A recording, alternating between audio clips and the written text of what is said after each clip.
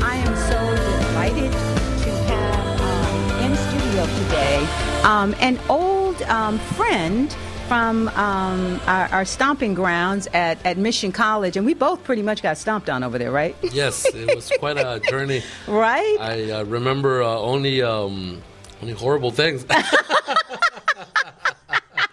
I gotta say, it wasn't pleasant to go to college over there. Yeah, you know. And their mission is your success, right? Right, it's but they didn't say it was only. That's the irony. Yeah, according with the demographics of the place, it's your missions or success to be a nanny, a cook, or whatever it is that we want you to be. Now, don't get out of that. Yeah, circle, don't get out of the box. Yeah. So we actually had some great times over there. Daniel, you became student president of, what was it? I was actually a founder and president of the Chicano Intellectual Club, and after that I became a center of social activities, and then after that president of the student body and mission, and right after that I got elected on the student trustee for Los Angeles Community College District, which was a representation of 250,000 students along the whole district, 9 colleges and every stuff like that. It was pretty cool. Yeah, and so it was no surprise that you then went on, in spite of all the things that happened over there, to become a very successful, now you are a campaign director, field director for political campaigns, and formerly you worked for the city of LA. Correct. I was a commissioner for human relations, which is civil rights, human rights. I say the liaison between the mayors, the LAPD, and the community, right in the middle. Right, and I remember coming to, and you actually campaigned for Garcetti, right? Correct. My first campaign was actually here in the United States with Garcetti, and right after that, I jumped in multiple campaigns. I was doing back-end campaigns, which is a very interesting. There's a lot of muscle that is put out there, and finally, I got into this new campaign that is Jorge Nuño wanted me to be in the front end, and accepted it. We gave it the first shot, and here we are. We are in the front end working in a campaign that is going to say the most difficult uphill campaign that I ever faced. Well, we're going to go into today, we're going to reflect on the political process and what can actually be done from a constructive level to upgrade politics in America. And we're also going to touch on, corruption in politics. Correct. And in education from the perspective of a young man who's been out there with his feet to the ground. So today, Daniel has not seen my little 7-minute video that I did about the presidential debate. And now that we have a few months to look back and reflect on it, I offered some really amazing solutions in that little 7-minute video. So we're going to get Daniel's reaction to that right now.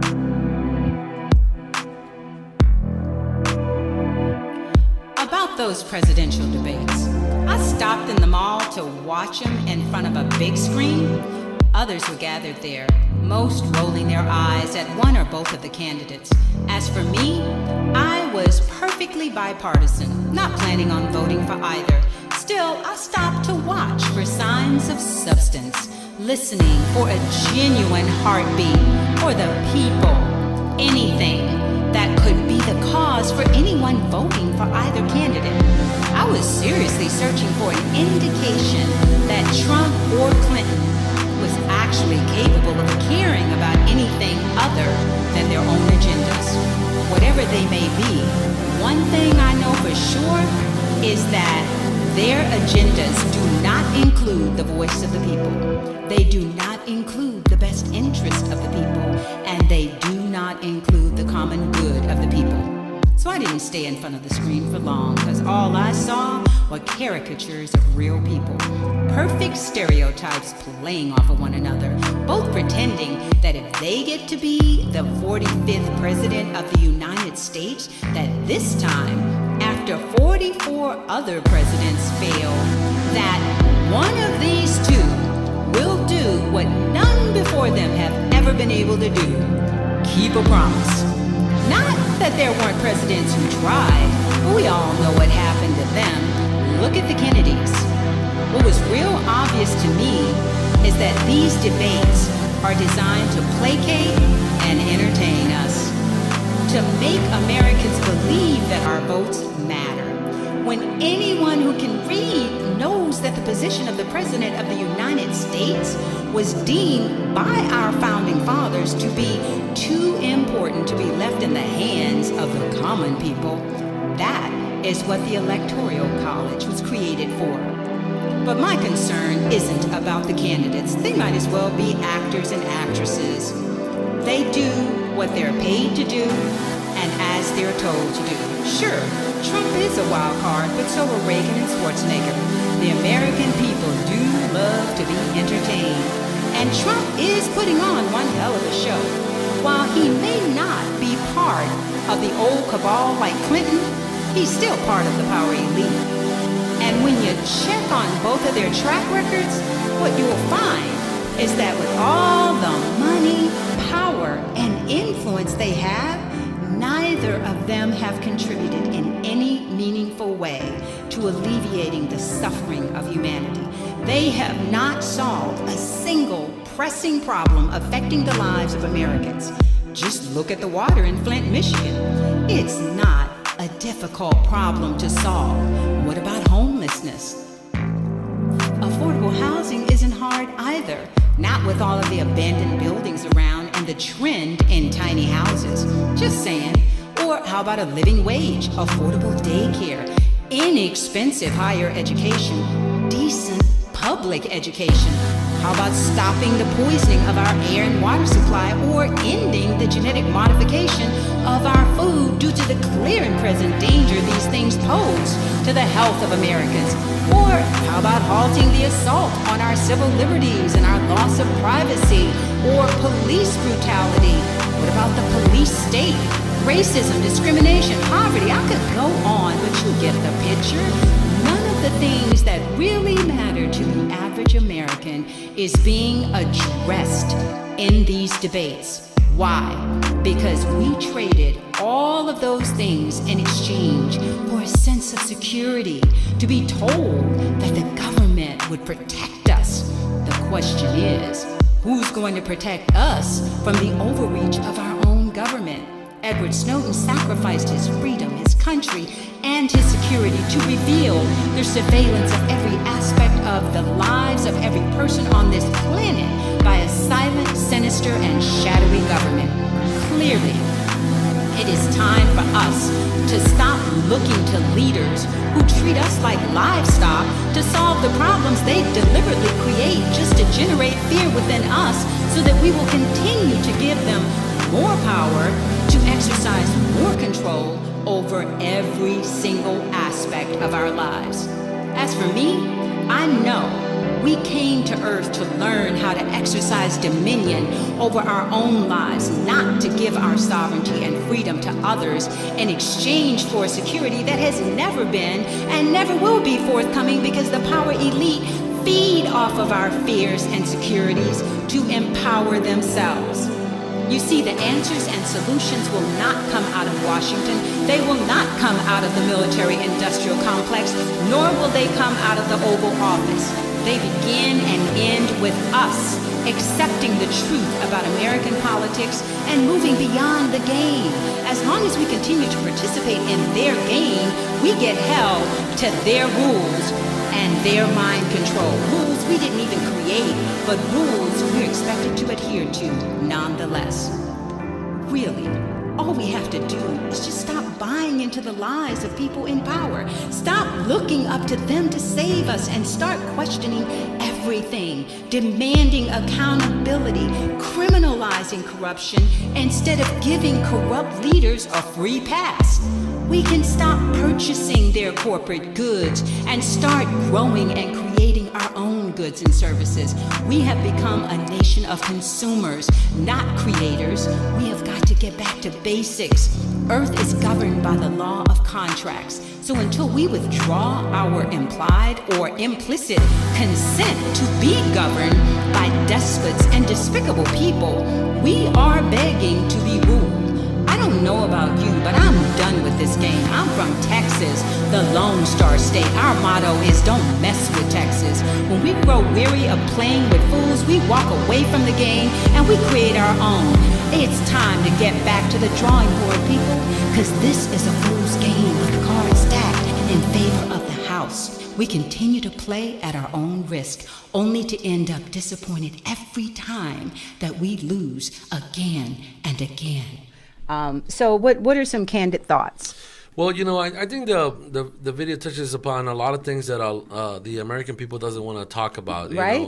I'm actually working in a project that is called Borderline Inappropriate. Oh. And because it just kind of fits me. I love that title. I speak in English, but I think in Spanish. So when it comes out, it comes some Mexican thing in English, and I always get in trouble somehow. But the bottom line is, people don't want to hear that it's that our political system it is in problems. It is in trouble. When we think. When a regular citizen says, I cannot believe how many racist people out there. See, what is wrong about that phrase is, I can't believe. Exactly. Because look at the reality. If the fact that you cannot think that there's someone who can think completely different than you, that makes you as ignorant as that person. Because that person thinks the same way about you. I cannot believe you're so liberal. Exactly. So if you want to put that into perspective, it's like, I want to have the full knowledge of that there is people who think completely different than me. Thank you. And I got to tolerate them since I am a tolerant, human being, right? Or I'm tolerant only in California. Yeah, exactly. Only in my bubble, where everybody gets along. And, or in and the Selmar. rainbow is okay and all of that stuff is fine. But outside is not. Exactly. And how do you react to that? But think about it. Now, this is America, a country that was founded on genocide of the Native Americans and slavery. Correct. So, and you can't believe there's racism in America. Yeah. What country are you really living in? Yeah, and there's a lot of the influences. I gotta say that it's based on education. The higher level of education that society might have, and I said good education. Yes, real education. Right. Let's talk about our institution of education. Notice the word institution. Yeah, right. That's where insane people go. Right. And the insane. Okay, I get that one. I got that one now. Right. The institutions of higher learning. Because if you teach critical thinking, which is what I was teaching, boy, don't you get in trouble. Right. It's just like you cannot, challenge the system or the establishment because immediately it's like, oh my God, you are a radical. Yeah, and you're doing your job. Yeah, and that's all what I'm saying is trying to put the word out there and tell people, hey, listen, I am a person who thinks different. And we're supposed to be creating minds that can think. I thought that's what we were supposed to be doing. But you got penalized for thinking outside the box, and I got severely penalized for thinking outside the box, and yet I thought that was what I was being paid to do. And so, does it get disappointing and disheartening at times, Daniel? Because, you're as much of an idealist as I am. And I know you went into it with that, and you had some pretty severe wake-up calls, right? Yeah, what I notice is that if someone wants to succeed really bad, and instead of seeing someone who they want to push forward, what they do is like, oh no, you got to hold him down. This guy is dangerous. He knows how to speak 2-3 languages, and he's very smart, and he's just about to take my job. Exactly. So that's how most of the time people feel. They're invested in the system, correct, in the status quo. Right. It's like, hey, don't break the rules. Don't overthink this. Please just stay in your lane. On your lane. It's like, well, what is that? What happens when you challenge that? When you start thinking about outside the box and you question the things that you always been taught. For instance, one of the things that I tell everyone is like, what is the last month of the year? What is the name of the last month of the year? That name is December. Right. And then the one before it is November, October, and September. So why is it that if we have 12 months, the last month is December related to 10? 10, 9, That's 10, true. 9, 8, 7. September, October, November, December. You know why? Because they added 2 more months of rent just to to tax people. Exactly. And this is in the Romans with Julius and Augustus. Yes, You know, right. they have 2 different months added And to it. it's all about slaves, you Right. know, creating slaves. And if you don't know these things, you automatically say, I got to pay rent 12 months of the year when we shouldn't be paying. You know, we should be paying 10 according with the numbers that we go by, Well, right? and especially if you go by the Mayan calendar, you know, And which that's had a different. 20 day Right, cycle cycle. instead of 30. Yeah, and it's and it's a lot more precise, and there's not 6 hours Absolutely. left to add them to the 4th year to make it this February 29. Right. Anyway, which I needed at February 29 this month. sure for did. one more day election. That would be good to do campaigning out there. Don't you think sometimes it's all designed just to keep us befuddled and confused and stressed out, like daylight saving time? You know, we lose an hour, we gain an hour. People can't, it's just like it keeps people on a little hamster wheel. Correct. You know, there's a lot of what they call conspiracy theory on this thing, and a lot of things that could be believable or not. But I tell you, with the general things that happen, our political system has a lot of influence on our educational system. You bet. Because they want to make sure that people remain ignorant, remain, Look, worker bees. dumb. Yeah. Worker bees. And say, listen, you don't need to read a book. That's right. In the United States, the average people don't read a book. They're functionally illiterate, which means they read at or below the 6th grade level. And I thought that was really bad.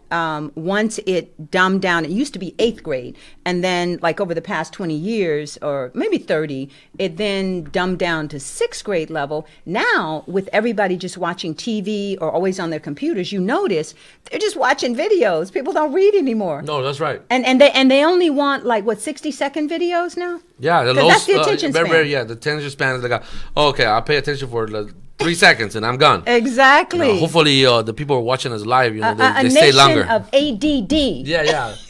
And we name everything, because I was talking to a captain on the police force recently. He said it was something called opposite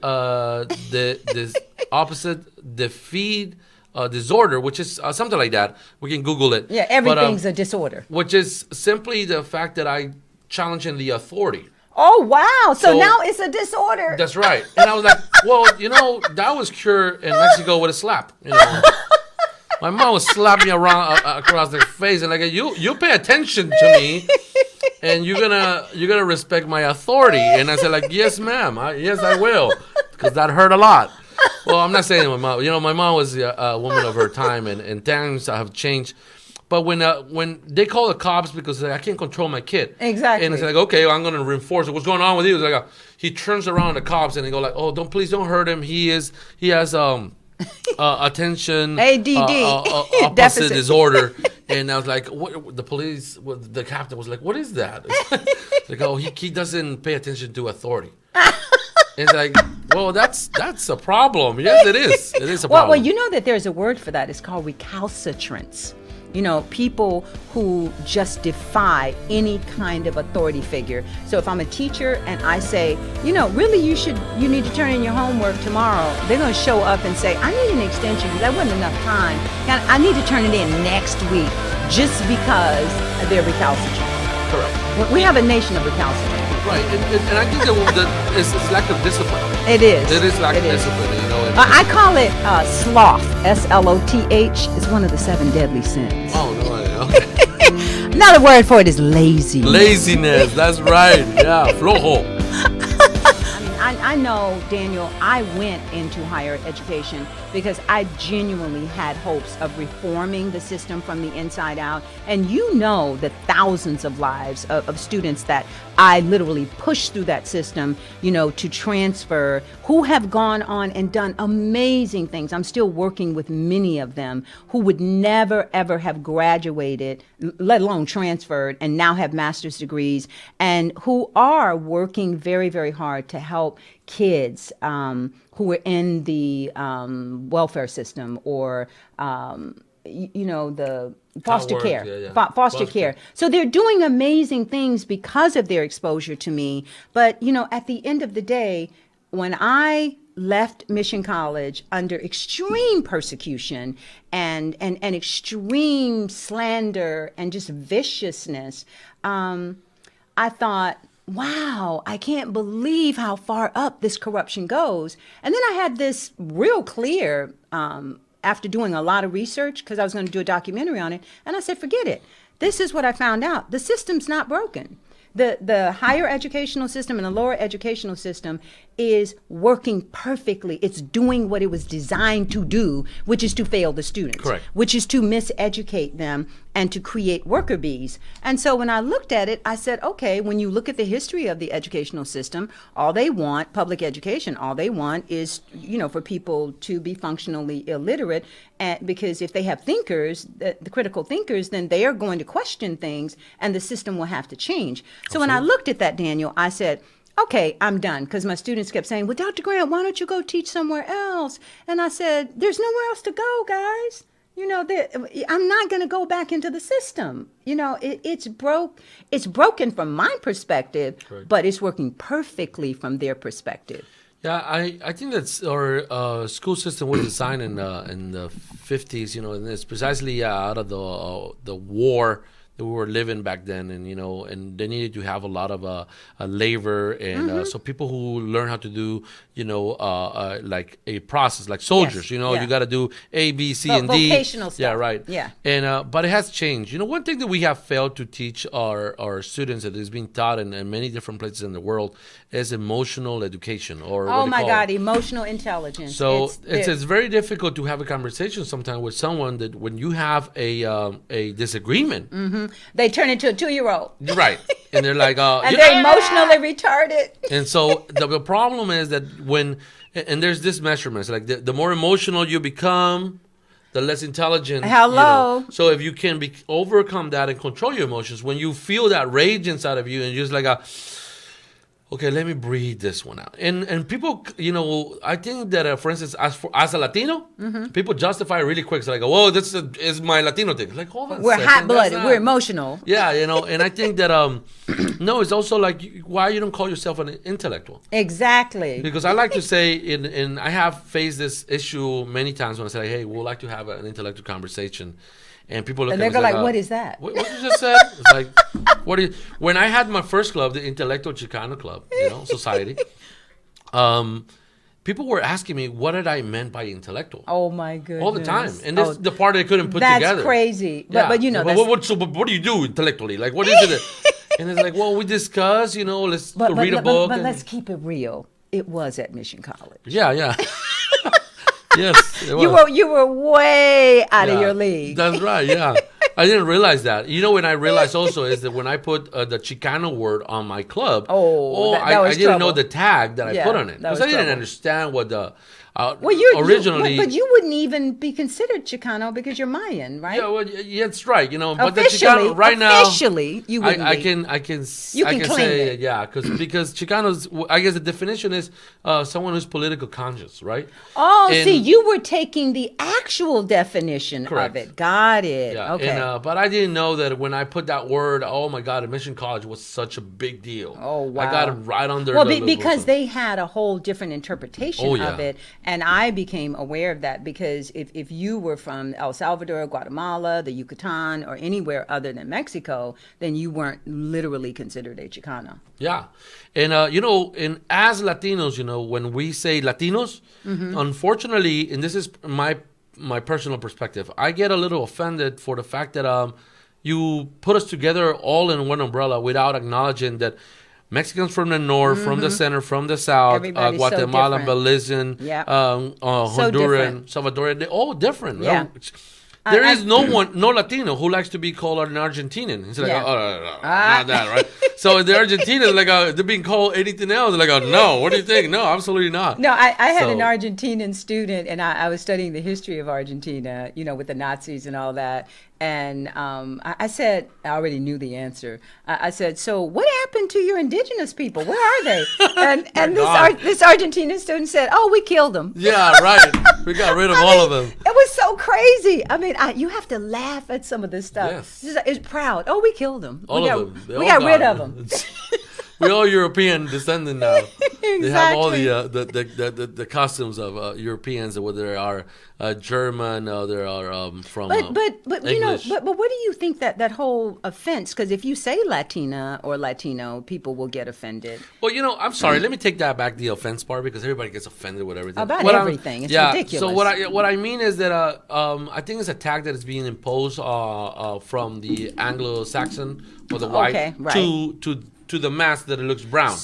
So then, what would be a better word? I think that as we normally, when you call someone, "Oh, are you Chinese?" They said, "No, I'm Korean." Right. And it's like, so you speak Chinese? No, I'm Korean. No, so I know, when they get 'cause offended, I know. So the same thing happened with I want to being called Mexican, and the Guatemalans want to be called Guatemalan, Salvadorian. They all want to be. So it's more nationalism because when I was at Pasadena City College for 7 years, 85% were Asian, and I quickly had to figure out what they look like so I can tell a Korean from a Chinese, from a Vietnamese. And they do look like, right? There's a look. But not really. In the beginning, it's very confusing, but it's very distinctive, Yes, the it looks. is. And I even got to the point, like, there were students that were half Chinese and half Vietnamese, and they had a look, and I gave them a name, Chinamese, and they loved it. They adopted it.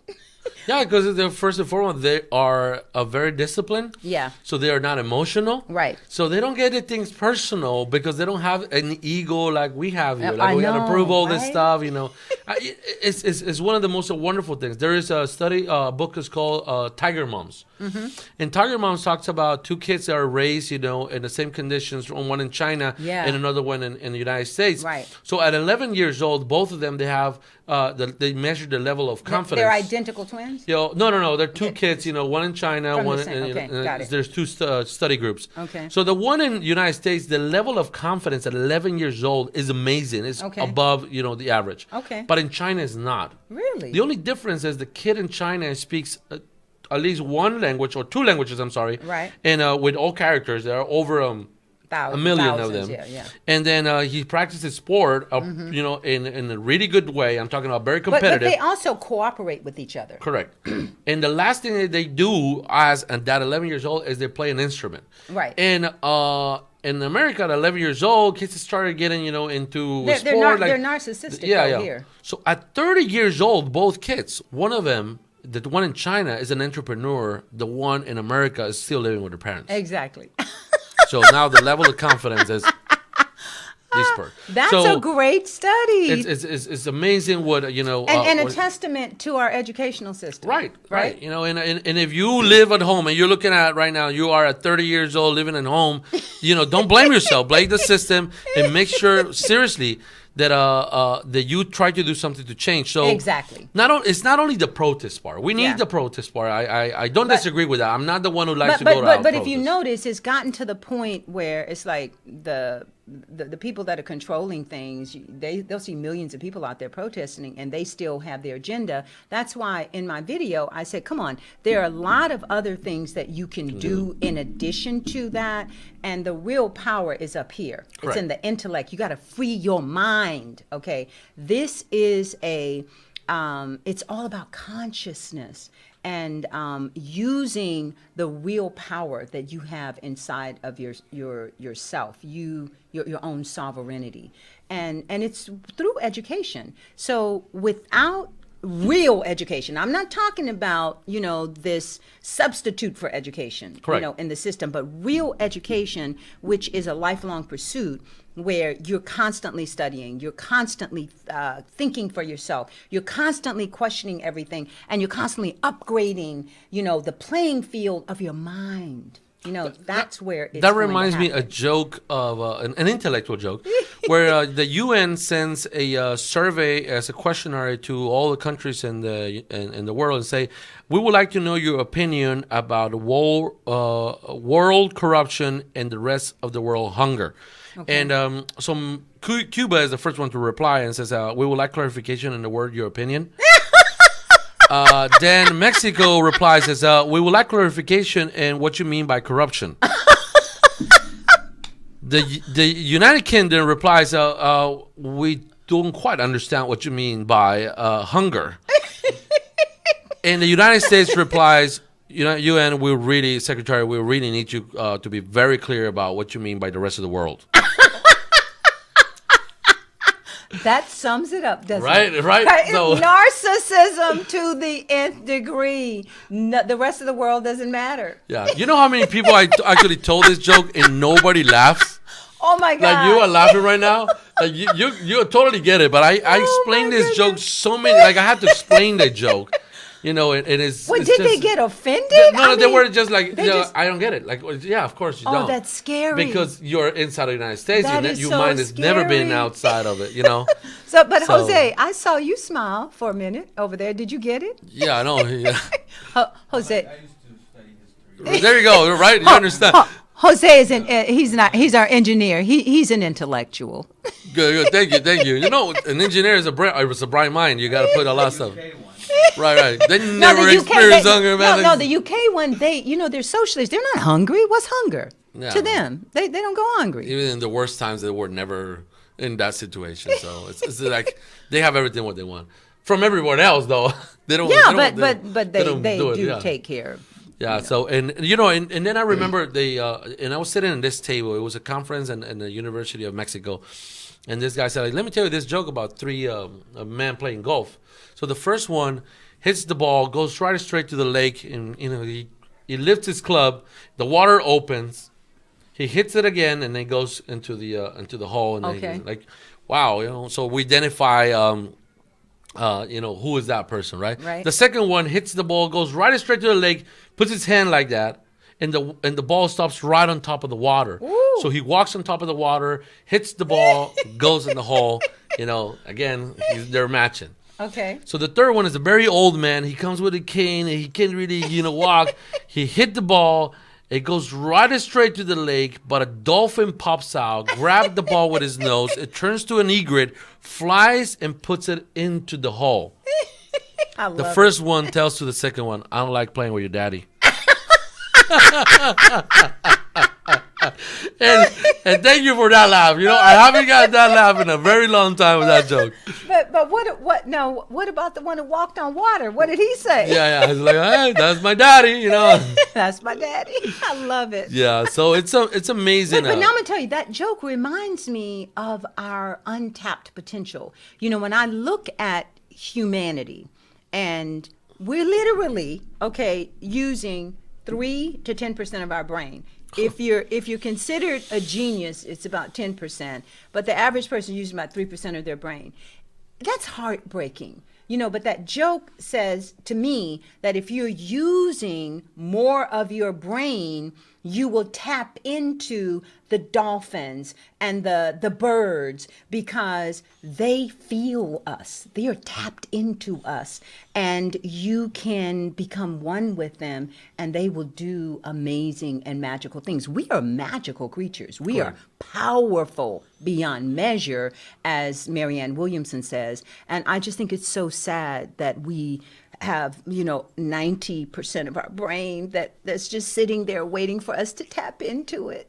When people used to say that in the romantic time, they used to say, like, there's some things that I cannot tell you. I can only express it when I hug you. Exactly. So that lack the heart. of touching that we have right now in this Yes. culture, like in this culture, when I go to someone and I hold their hand or Or shake even, their hand, or even high five, that, it's like that's so unpersonal. So I there's know, no right? like as a Latino, I used to kiss twice. I go like, Yeah, right, "Mwah," right. and then people go, Whoa. "Oh, what What's the hell? that? This guy is too horny." And I'm like, "What's going on? This is what I do. I kiss people and then kiss people in their hand." Exactly. So that lack of touch, human touch, it Yes. has created right now a big bunch deal. of robots. Like, I look at people and they're so robotic and they're so cold and they're so out of touch. Thank you for pointing that out, because we do need that human connection. That's what's and really it's, missing. and it's skin to skin. That's Yes. very important, because a lot of And people are heart like, to heart you with the gotta hugs. touch. Like in California, LA in particular, they do that little fake California hug. Yeah, like this. Where they, they They barely. go What's up, brother? They go like, oh, they hit you. That was not a hug. I say, can you hug? Can They we go, do a "Don't hold me real like that. hug?" Get off me. They got off me. They say, like, come on, man. Give me a real hug. At least Be real about that. Not in LA. Okay, look, it's just very hard to come by. And when I first came to LA, I called it an intellectual wasteland, because I was on the set in Hollywood. I was managing kids, and I was like, oh my God, okay, where are the intellects here? They were wondering, why are you bringing books on the set? Because I read. Right, because I don't, right. And when I said to somebody one time, well, if I date a guy, he's got to read. He's got to love books. What do you want to leave the audience with in terms of this whole process and what they can do to be the change that they want to see in the world?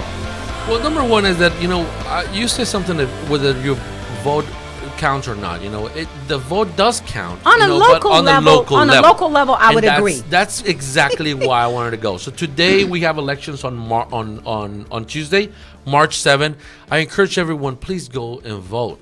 Seriously, it does make a difference. Your local level is the guy who actually cleans your streets, puts the lights, picks up the trash, does all of those things. I have a friend who's like, she called me. He's like, Daniel, you know what? I got a ticket on the street because of the sweeper. I know, it's ridiculous. And it's like, oh, okay, how much is it? $70, Daniel. I was like, you know what is really mad? Like, I never seen the sweeper pass. Exactly. And I'm like, oh my God, it really mad. She was really mad. But this is the things that happen. South LA having elections too. There's a young man as an incumbent, and I gotta be biased about this right now. Jorge Nuño is running completely against the establishment. Oh, I love it. Okay, well, I want to meet him. Yeah, he's a great guy. Bring him on. He's fantastic.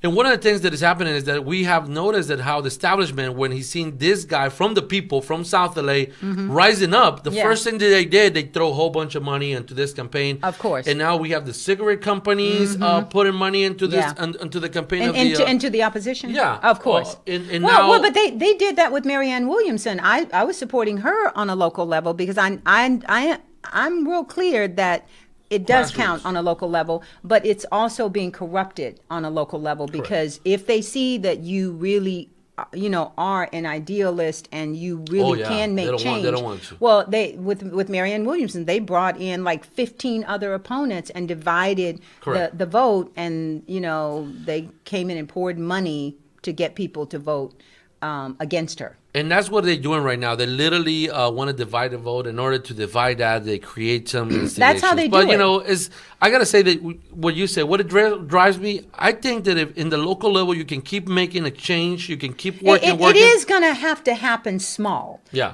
Like the educational system is broken. A lot of my students who now have kids and their kids are being destroyed in the educational system. They say, well, Dr. Grant, what are we going to do? And I say, well, sweetie, you guys are going to have to think outside the box and, not look to the system to solve things for you.